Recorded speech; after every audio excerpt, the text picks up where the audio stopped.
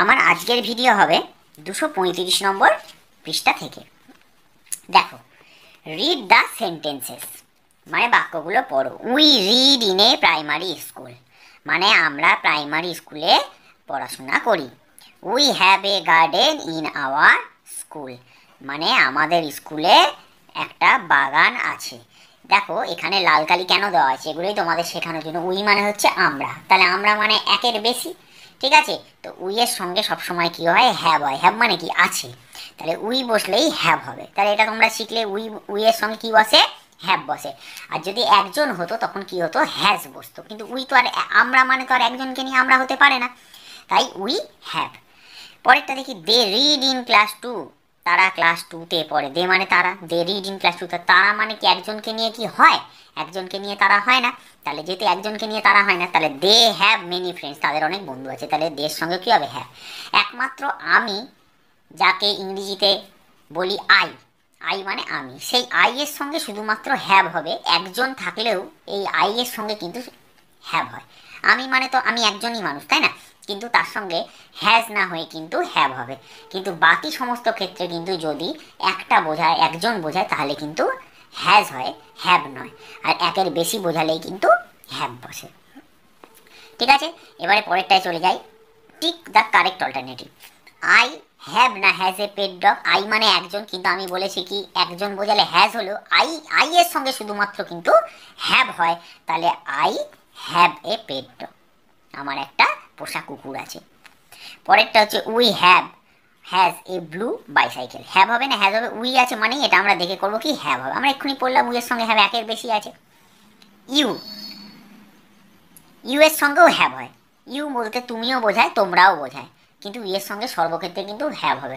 দেখো যখন ইউ মানে তুমি বোঝাবে তখনও কিন্তু একজন বোঝাচ্ছে, ঠিক আছে। আবার ইউ মানেই তোমরা, আবার কখনো কিন্তু ইউ মানে একের বেশিও বোঝাচ্ছে, কিন্তু ইউ এর সঙ্গে সবসময় কিন্তু হ্যাভ হবে। তাহলে কি বললাম, আই এর সঙ্গে সবসময় কিন্তু হ্যাভ হবে, আর ইউ এর সঙ্গেও কিন্তু হ্যাভ হবে। এদের সঙ্গে কখনোই কিন্তু হ্যাজ হয় না। আই ইউ এদের সঙ্গে সর্বক্ষেত্রে কি হবে, এইচ এ ভি হ্যাভ হবে, ঠিক আছে। এইটা কিন্তু ভালো করে মাথায় রেখে দেবে। নেক্সট হচ্ছে দে মানে তারা, তারা একের বেশি। দে হ্যাভ নিউ পেন্সিল, তাদের নতুন পেন্সিল আছে, ঠিক আছে। এর পরেরটা হচ্ছে ফিল ইন দ্য গ্যাপস। চলো ফিল ইন দ্য ব্ল্যাঙ্কস করতে বলেছে, আমরা গ্যাপগুলো পূরণ করব। আই অ্যাম বুম্বা মানে আমি Bumba. My best friend is Piku মানে আমার বেস্ট ফ্রেন্ড হচ্ছে পিকু। উই তাহলে আমরা উই হ্যাভ হবে, হ্যাভ হ্যাজ দিয়ে পূরণ করতে হবে। We have a bat and a ball, আমাদের আছে একটি ব্যাট আর একটি বল।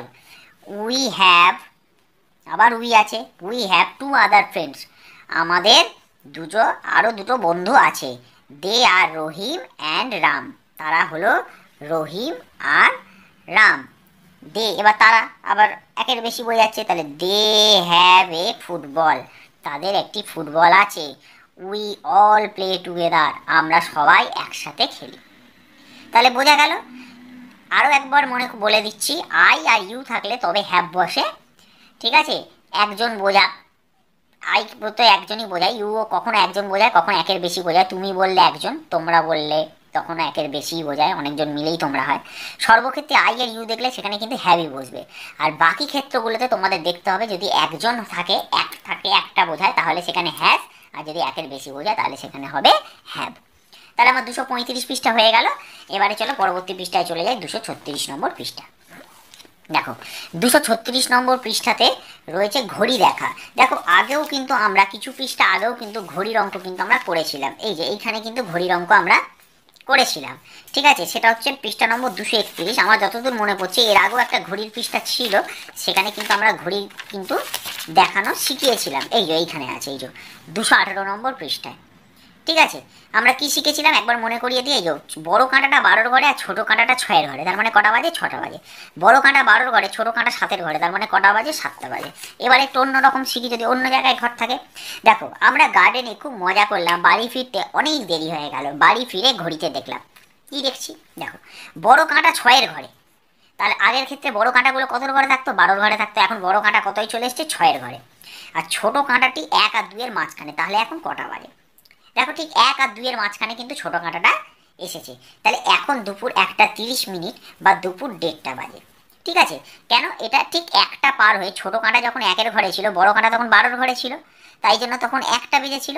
ভালো করে বুঝবে, ছোটো কাঁটা 1-এর ঘরে ছিল আর বড় কাঁটা 12-র ঘরে ছিল, তখন বেজেছিল 1টা, আমরা সে আগে শিখে এসেছি।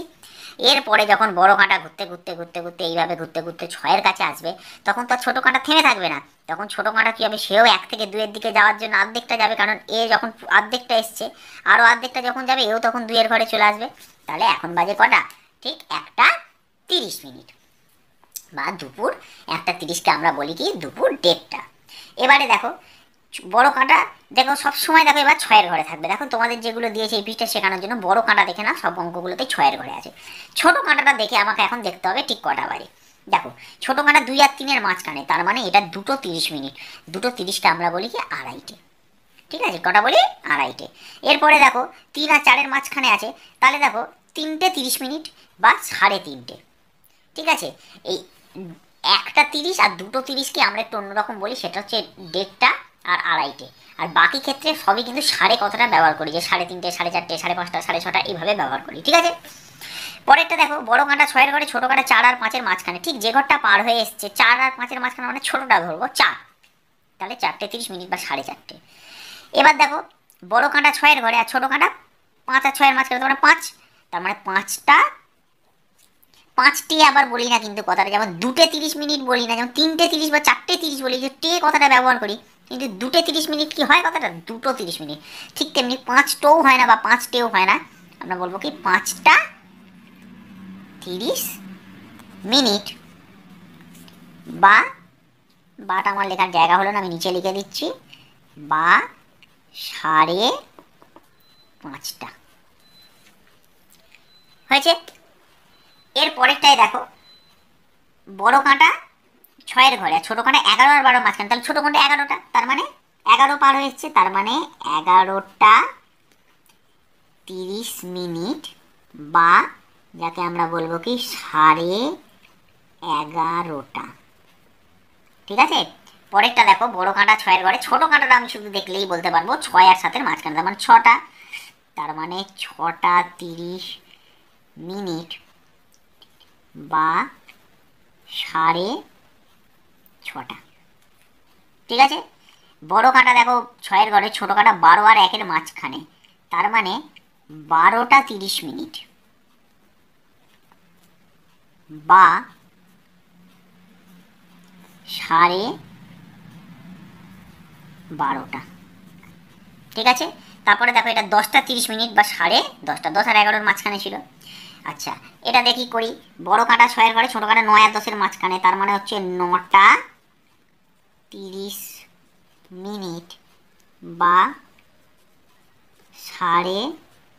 9:30, 9:30। ঠিক আছে, আচ্ছা এখানে বড় কাঁটা 6-এর ঘরে, ছোটো কাঁটা 8 আর 9-এর মাঝখানে, তাহলে 8:30 বা